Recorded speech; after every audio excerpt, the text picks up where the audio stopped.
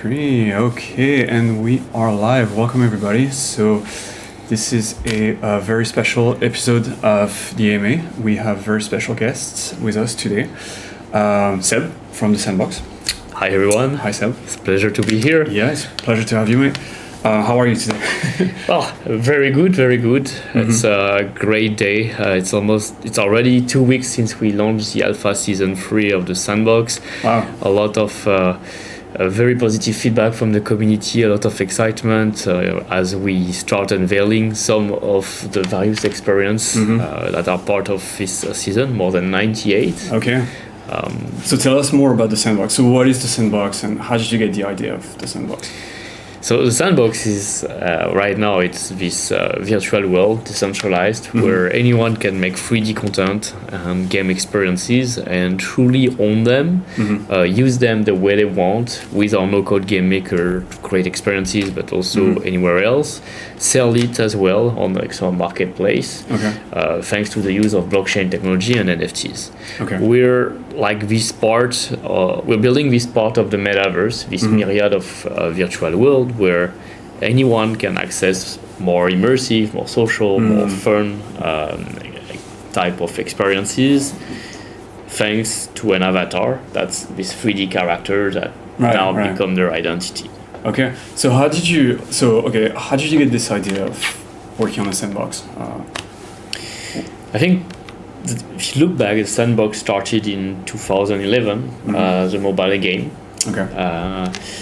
We wanted to use new technologies. So back then on iOS and Android was essentially smartphone and touchscreen, and empower people to become creators. So turning any player into a creator, letting them make all sort of content from pixel art drawing to small 2D pixelated world, and then it evolved and became game and more music, chiptune, and we had over 40 million installs over time of that game. That was pretty successful. That's pretty good. Yeah. Over 70 million creation from the community with user-generated content.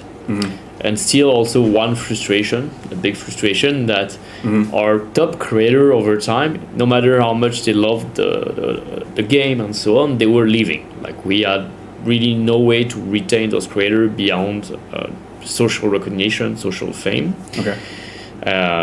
We couldn't share any sort of revenue or any sort of payment on those platforms for like the values they brought to the game that ultimately contributed to also the revenue of our company and even led to our company being acquired in 2018 by Animoca Brands. So users could play the game, but there wasn't any spend hours. There was all this economy with virtual good, virtual currency that people spend real world money to buy, but there are no way to receive a portion of the value of the content they sell inside and so on. And around 2017, we found about blockchain. As an entrepreneur, we've always been curious about new technology, wanted to explore, make them accessible to anyone.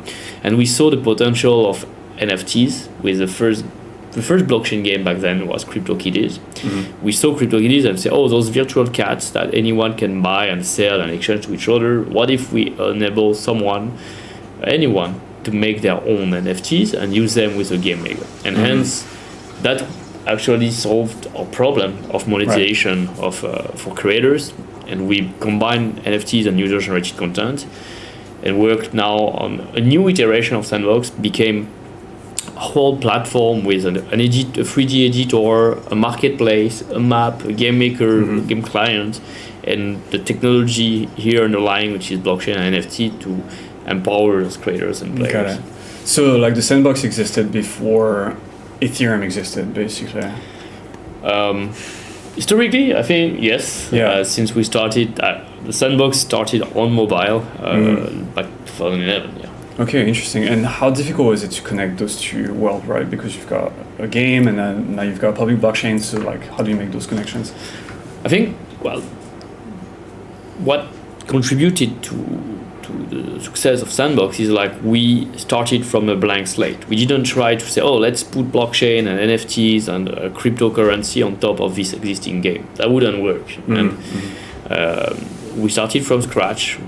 right from the core, right at the design, we integrated the notion of like ownership of digital asset by the creators and the player. We integrated the notion of virtual real estate, like a land as a digital space where owners of and creator of experience would publish and monetize. And we build the utility of our token to bring value into this whole creator economy, but also for players, and driving into the play and earn business model as well over time. And that vision, it didn't happen overnight. That success didn't happen overnight. We've been building for over 4 years the platform. We progressively started by attracting in our community the artists and creators, even before we launch any cryptocurrency, any NFT. We had the tools. We attracted the artists, they made the content, they enjoy creating, and progressively we launched the first NFTs, and then the Sand token back in August 2020.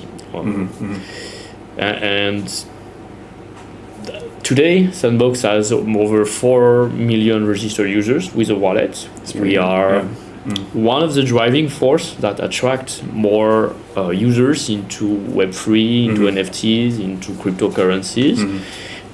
People can see what is the potential of the metaverse. They can create an avatar, try for themselves. They can become creator and launch all sorts of diverse, fun, social, interactive, immersive experiences.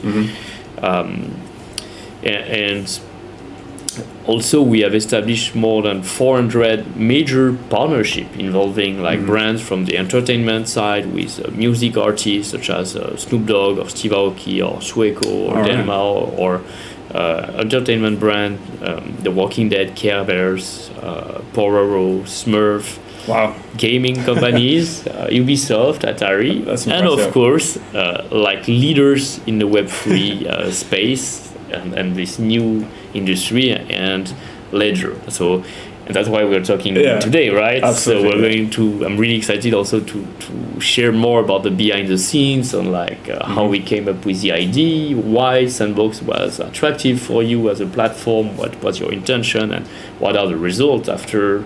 It's been a bit about a week now that we launched the experience. What's been the feedback from your how people are engaging and more? Yeah. I mean, I was going to ask you, like, how do people, like, so we partner with you, we've got the Ledgerverse, which is part of the Sandbox. Is the Sandbox unlimited in size? Like, can anyone, like, build their own experience in the Sandbox? Or, like, how do you select your partners? So, you have two important aspects of Sandbox. First, like, the user-generated content. Anyone, without any requiring to purchase any NFT, or can start creating experiences with the game maker and can play those creations. But still, they will need a land to publish it. And alongside the user-generated content, which I think were present even 95-99% of the whole metaverse content, you have major partners, major brands who brings like their community, their culture, their stories, their characters. And we touch about some of those names, like music artists. We also have lifestyle brand like Adidas, or fashion brand like Gucci or Warner Music, and so on. And we have like very active communities in the Web3 ecosystem. Binance has land in Sandbox. Ledger is present. And each experience is unique. The map of Sandbox is a finite map. So we have this overall map of 164 lands in total. Each one is an NFT. One land is roughly 1 hectare, like 100 meter by 100 meter. So it's pretty big. It's your face, like give a lot of creative possibilities.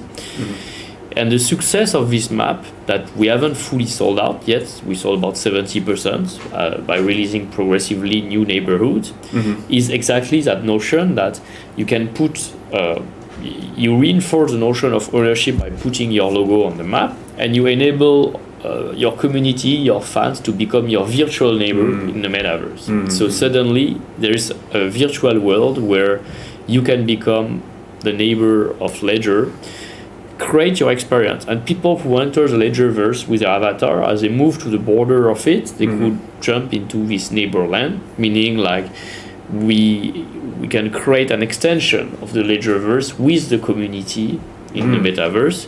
We can encourage the community through user-generated content, those organizing game jam contest. I think you've run a very exciting contest where you ask the community to design some characters that you included into the experience. I found that was very smart, very proactive way to engage with the audience, because you propose them something new. They learn a new skills, like how to create content and how they saw those characters come to life into this experience that then they can explore. And that's one thing I really enjoyed. The second thing I really enjoyed is like how you've really gamified education and learning. So I quite often say that the metaverse is more than gaming. Like it's virtual concert, virtual show. There is a social club. You also have like art galleries, museum, and there will be almost all the activities of the real world expanded in the metaverse, including learning and education. But we don't want to create like a space that could be a replica of the real world and as boring as a learning like amphitheater at a university, something like that. We wanted to use the possibilities that this technology has to offer, more creative, no more limits of physics. We can add a lot of effect that expand beyond imagination, to teach people using gamification mechanics like completing quests, having challenges, talking to character to make decision, solving puzzle, having treasure hunt, having even Easter eggs and skill-based elements, maybe fight, maybe platform, and so on. So they feel like more engaged to discover, to participate, and hopefully the learning, the takeaway from that experience is actually stronger, because they have been actively engaged into acquiring that know-how. Absolutely. Do you feel like every brand nowadays needs a piece of the metaverse? I think every brand should definitely ask itself, like, how can I use this new technology, this disruption, to engage with my community, my users, my fan, my customers, more creatively, and give value to them rather than try to just sell them product and extract value from them. And that's why we're seeing more and more in the metaverse, not only the brands from entertainment or gaming or music presence, like for them it's very obvious, for music artists, the value on how to connect with fans, but we're also starting to see more actors from the finance sector, education sector, working, retail, shopping, enter metaverse, and they do that on their own. So at Sandbox, for example, you have Carrefour, you have Casino, you have HSBC, PwC, Crédit Agricole, AXA, who acquired land on their own and start build. Interesting. Reaching out to like metaverse builders or agencies who help them to create, obviously not replica of what they're doing in the real world. Yeah, what kind of experience do you create? Yeah. Well, actually, rather than answering that question, I'd like to invite anyone listening today to go play the Alpha Season 3, create an avatar and see for themselves the kind of experience. It's very diverse. We have more than 98 experiences available. It's going to for 10 week a period of 10 weeks long, so until November 2nd.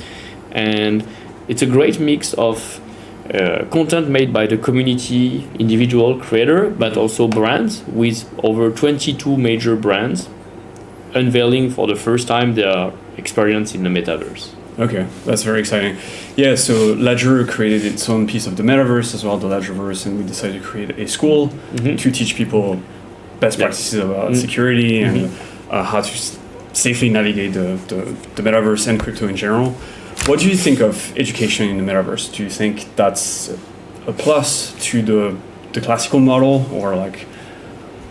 I think it's definitely a plus, and I'll go even further, saying like I don't think like school is really preparing us for the kind of skill that are actually already needed in most of our job nowadays, specifically if you work in more tech environment or startup environments, or the skills that will be needed in the metaverse. You're not going to learn at school how to start creating characters, video game characters, quest or logic, etc. You're going to learn pretty much the same package of learning of mathematics, of science, of physics, biology, history, and language that we had for like several centuries now.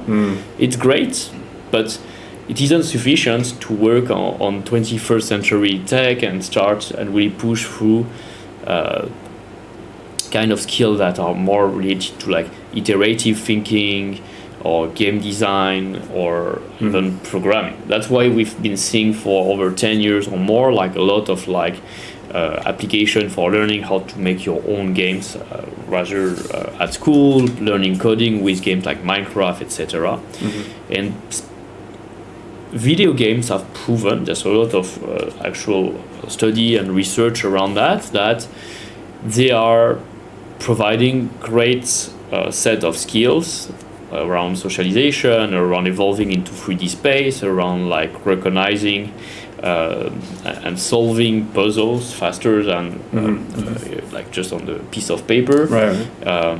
And those skills can definitely be valuable when you're going to contribute creating a virtual world from the ground up, like the metaverse, when you're going to design avatar skins or wearable, for example, all sorts of gameplay logic elements, or even just social skill for like welcoming as community manager and host into experiences the avatars of visitors to offer them like more custom brand experience.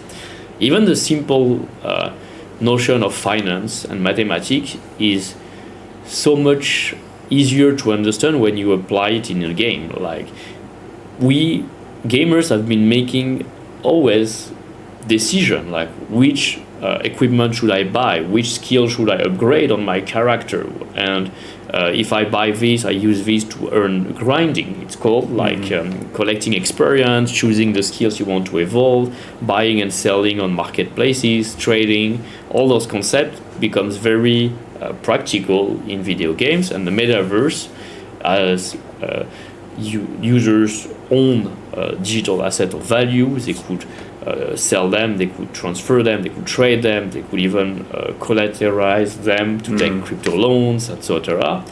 Is going to accelerate that kind of learning. But also, and those new space, just not specifically the metaverse only, but we've seen that with every new technology, they also sometimes comes with safety risk. It's one of the challenges of the metaverse, beyond the creativity and the technology.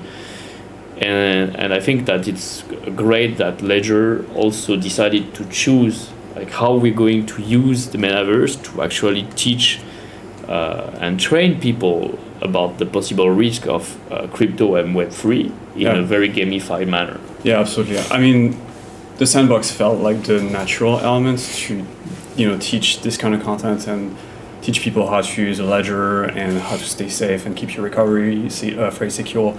And so I think we felt that the metaverse is the natural evolution of education. But do you think we're going into a future where brick and mortar university will slowly disappear or fade away, and we'll have all the education will be provided in a sort of metaverse, maybe something closer to Ready Player One, so this kind of universes? Not yet. I don't think that even in the decade that would actually replace. Like, it's very complementary. Like I mentioned, we still need to learn a certain set of skills that are the common package, but the metaverse can enable like more augmented relation, and the technology that we have right now doesn't enable us to be hundreds of people with voice and like live showcase of things with great ping, so everything runs smoothly. So there's various limitation of bandwidth, of server power, of computing power, etc. that still make the real world, even if we're living maybe in a simulation. Like that simulation is more powerful than what we're capable of building. Right, I would say. Do you think we live in a simulation now? I don't, but I've heard many people think that, and so well, it's an interesting argument. Yes. I think like we're still very early on in what the metaverse has to offer, and we need to keep evolving like the tools, the technology, and maybe at some point, yes, we'll be able to have like those gathering, and people will be able to, I don't know, attend coaching session, mental health session, learning session all together, and enjoy creating this.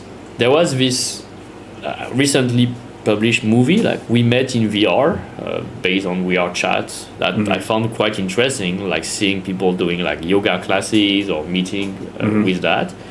It's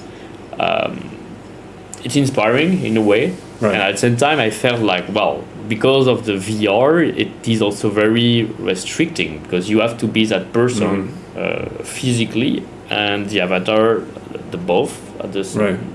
Whether than with the metaverse, you can be more ubiquitous. Your avatar can move the way he wants in game while you still focus on doing multiple activities. And then you can have multiple identities online, digital identities, based on like your group of friends, the activities you want to do, and so on. What part of the stack is missing here? What piece of technology is missing to create those like realistic experience for users? So far, and one of the reasons why Sandbox is, the aesthetic of Sandbox is very unique. Like anyone can recognize Sandbox now just from the look of it. We use voxels. Those are like digital Legos in a way, because it's so easy to use. Like you don't need to read the user manual. There's a generation of kids that grown with Minecraft. We've all played Legos before, so intuitively we know how to create. We don't need to go to and learn for 5 years how to use a specific 3D software to build high resolution, very realistic photo, almost cinematographic kind of design, which is great. But actually, so few people in the world have those skills. That's why movies takes time to produce, are expensive, but also they need like super powerful computers to run. So again, like makes the barrier to entry very high if we want to have like high-end design and graphic resolution, etc. So it's impossible to launch metaverse at scale, like given the fact that only few creators can make it, only few players can enter it, and you require like gigabyte of data to download just one scene or one avatar. You need something simple, accessible, fast, that can be scaled in production, that can be fun and engaging. And we've seen that games can be fun and engaging, not just based on how the graphics are realistic. Like Minecraft have shown that, a lot of hyper-casual games have shown that as well. Fun is not just in the graphics. I think that's the thing we're focusing the most. Like, how do we make it fun? How do we make it people can still express themselves with their avatars? There's many, we call them emotes, like dance, animation, gesture with your avatar, special move, which you use to express yourself. And we're very used to this simplistic, cartoonish or voxel-based representation in our day-to-day life. Like from when I think about Simpson or cartoons, comics, but emojis, the way we use and chat, or even the most popular NFTs are actually simple drawings. There's nothing high resolution with them. So it's part of the culture as well. It's been part of it for many years. And if a brand wanted to create an experience with like a darker touch, not this more friendly aesthetic, but something a little more gothic or something, is that possible currently? Yes, of course. Like voxel is so adaptive. Like you can really create different settings, complexity, and moods around it. And There's a few experience, I think, in the season 3, which are way darker on the story, on the design. I've seen people create those assets, 3D content in some game jams and share over social media, and I say, wow, that looks like it's scary even in a way that, like, I found, like I said. So yes, you can make very casual, family-friendly content, but you can also design like darker game, harder game if you want. Okay. What's the weirdest thing you've seen in the Sandbox so far? We pride ourselves in being a platform where you'll find things you cannot find on other platforms. Like we want really to empower the creativity of people. So we run game jams. We've seen games where like you could be just a squirrel and trying to survive a bunch of wolves. In the season 3, you will be able to play an experience called You're a Big Boy Now. It's a narrative adventure where basically the main character, it's a weirdo, choose to leave his pregnant girlfriend to go find the end of the world party before the world dies in 24 hours. Okay. So kind of like shocking decision. It's very weird, and yet the thought process has been very impressive. Okay, wow, interesting. Okay, great. So we're here to talk about the Ledgerverse as well. Well, thank you for this very complete introduction. So what is the Ledgerverse? So like I know what the Ledgerverse is, but I guess some of the viewers don't know what the Ledgerverse is. How would you describe the Ledgerverse, and what can you do in it? I think I would describe it as a place where you discover not only how to start interacting with your avatar, so you enter the space with that 3D character of your choice, even like an NFT you can import, and you start talking to various characters, you explore, and then they give you quests to find and protect yourself against like the different scam and phishing attempts that are full of these crypto and Web3 environments. So there's a lot of narration, puzzle, a little bit of how would you say, like treasure hunting, and also skill based. Like I've seen platforming, I've seen fighting scenes as well. So diverse experience, great architecture as well. Like I could really, that's one thing I love spending time is admiring great monument, landmark buildings. That's for me very inspiring. So it's a way. I wouldn't call it like it's educative. It's fun. It's exploratory. It's an adventure. It has narration. It's a new form of entertainment in a way. Yeah, and education. Yeah, totally. Yes. And so, as a user, is it free to play? Can anyone do it? It's totally free to play. And actually, even better, as you complete quests in the Ledgerverse, you accumulate EP. And at the end of the season 3, you can rank in the leaderboard. More EP you have, the more rewards you can earn at the end. That includes NFTs and SAM token. Okay. So, well, what's best? Like you play for free, you learn new things and new skills. You are amazed, and ultimately you be rewarded for that engagement. It is learn and earn, or more generally, what I call play and earn. Yeah. What else can you ask, right? So you can earn tokens. Can you earn NFTs and carry those NFTs to different platforms as well?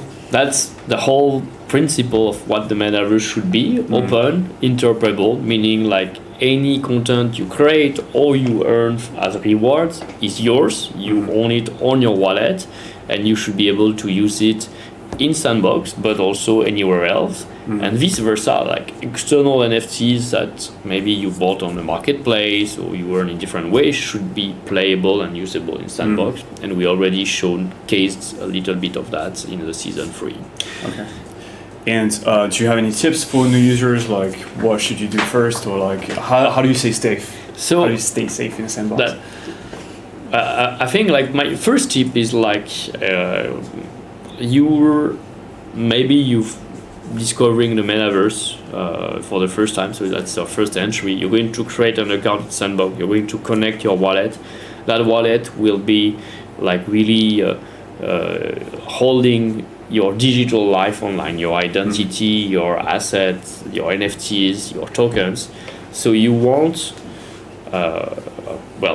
because you're exploring the Ledgerverse, I think like it's also a way for you to learn that a way to protect yourself against all those threats online is also to hold your NFTs and your digital asset and your identity on a secure wallet. Yeah. And that secure wallet is Ledger wallet, obviously. Yeah. So that's my first tip, I would say. Second tip, like try it really. Don't judge before just by seeing. Like, don't be that guy that just judge a book by the cover. You like, I don't know how many people played it, how many million of quests have been completed, but it's a lot. So you have received a lot of great feedback from the community. Yeah, people love positive feedback. It's one of the best rated experiences. Our over 140 visitors, right? So 40K. 140,000, yes. So pretty impressive. Yeah, no, it's fun. It's really fun. It's just been, I've played it. I loved it. Like, I loved the experience. How long has this been? It's just 2 weeks since we launched. So wow. It's going to stay open until, so as I mentioned, it's the season 3 is open for 10 weeks. So you have until November 2nd to play it. There's a lot of replayability as well, as some quests. Ranking in the leaderboard also takes into account the time of completion for the quest. So you can play at your own pace, but if you want to earn more, you can replay it and try to beat the score. So maybe we should do a leaderboard internally and challenge the community on that. You guys, go for it. Share your best score. Cool. I guess, so just so you know, guys, in the audience, like, if you have any questions, now is the time to ask your questions. Seb is here for... so Seb, when is the end of season 3? I think that's the question that everyone wants to know. Well, 10 weeks, so November 2nd is the end of season 3. We still have about 70 experience to unveil. Every day there's a new experience at 1 p.m. UTC, 3 p.m. Paris time that open. Cool. So yeah, I think it's almost like your daily habit. You come back to Sandbox to visit and see what's happening. And on weekend, there's special events going on. So a lot of treasure hunt as well. Cool. Maybe you want to unveil 1-2 Easter egg of the experience, maybe what's hidden, what people could discover in it, or I can. So I heard that Pascal Gauthier was in the Sandbox, and so I was looking for him, but I didn't find him in my playthrough. So where's Pascal Gauthier? Did we lose him in the metaverse? You have to. Someone. Where did you put him? Like, I don't know. I'm clueless. I didn't design the thing, so every experience I discover with the same fresh eyes as you do. Okay. I heard he's under a tree, and so I was looking for a tree and someone with Pascal Gautier's characteristics, but like couldn't find him. Okay, great. Do we have Prince? Do we have any questions in the chat? Few. So first is what's Seb's most memorable experience building Sandbox? In not a specific Sandbox experience, right? More in general as we create. Well, I think there's one thing that really drives me. It's a great memorable experience. Is in general when we hear the direct feedback from the builders. We organize last June at NFT NYC. We organized a conference called the Sandbox NYC for 2 days. We had roughly 2,000 people each day present, and I got to meet a lot of the builders in person. And I think I didn't realize the impact that Sandbox has had on many people's life. Positive impact, of course, in terms of like how it has opened new opportunities for them to become a creator, make games, make experience, have fun. Something like someone told me also, I really profoundly, I found really interesting, is like playing is fun, but creating as well. Like Game Maker is really fun. People enjoy creating with Game Maker. That's feedback that comes really often, and that's that's what drives me every day. Like why we work so hard to keep building a metaverse and push that vision. We do it for this ecosystem, for the creator. So every time, every feedback they give us, they can also tell us like this sucks, that feature doesn't work, this is buggy, etc. Tell us, and we work, we listen, and we fix it. But the positive feedback as well is what really drives us and motivates us. Excellent. Maybe we can take a few more questions. Yeah, one more is like when do the rewards like will be distributed once the quest is completed inside the... So the claim for the rewards is at the end of the season, so around November 2nd or November 3rd normally. You'll get of course notified, and you'll see it on the dashboard. You will have to verify your profile in order to be able to claim. So we introduce KYC into this new season free, and there's still some distribution of alpha pass happening every week, I think, as well. So I think it's every Thursday. Okay, cool. That's it. Okay. Well, thanks a lot. I guess we'd love to have you back, Seb. Maybe to play. Well, I'm all up for it. Yeah. Yeah, absolutely. And I was told that there are glasses in the Ledgerverse as well. So I assume glasses, right? And so if you're challenged, guys in the audience, go play the Sandbox and try to find out why there are glasses in the Ledgerverse, and you might be surprised. Seb, any closing comments? Any shout outs?